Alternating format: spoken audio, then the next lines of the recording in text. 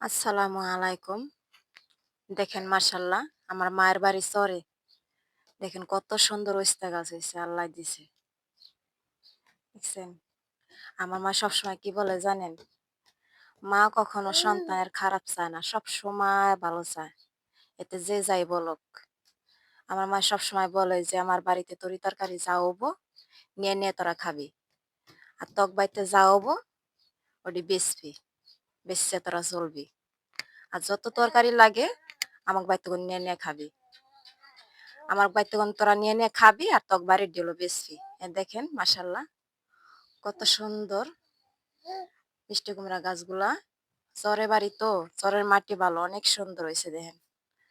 আর আমার বাড়িতে এত হইতে চায় না। অল্প স্বল্প যাই হয় তাই বেচবি।